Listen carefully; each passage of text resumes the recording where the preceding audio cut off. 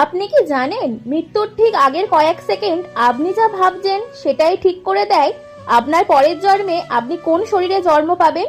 হ্যাঁ, এটা কোনো কাল্পনিক কথা না, স্বয়ং শ্রীকৃষ্ণ গীতায় এই চরম সত্য ফাঁস করেছেন। শ্রীমদ্ ভগবদ গীতার ৮ম অধ্যায়ের ৬ষ্ঠ শ্লোকে ভগবান শ্রীকৃষ্ণ স্পষ্ট বলেছেন, মানুষ মৃত্যুর সময় যে ভাব বা যে বিষয়ের কথা চিন্তা করতে করতে শরীর ত্যাগ করে সে ঠিক সেইভাবেই প্রাপ্ত হয় তার পরের জন্মে। শাস্ত্রে ভরত মহারাজের উদাহরণ দেওয়া আছে। তিনি একজন পরম সাধক হয়েও মৃত্যুর শেষ মুহূর্তে একটি হরিণ ছানার চিন্তায় মগ্ন ছিলেন।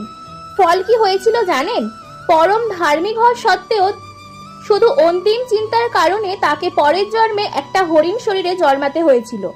আপনি সারা জীবন কি পুণ্য করলেন? তার চেয়েও বড় পরীক্ষা হয়ে দাঁড়ায় মৃত্যুর আগের ওই কয়েক সেকেন্ড। কারণ আপনার অবচেতন মন সারা জীবনের আসক্তিতে ওই শেষ মুহূর্তে টেনে আনে। আর এই কারণেই সনাতন ধর্মে সবসময় মৃত্যুর আগে ঈশ্বরের নাম জপ করতে বলা হয়, যাতে শেষের কয়েক মুহূর্তে আপনি পরমেশ্বরের নাম জপ করতে পারেন।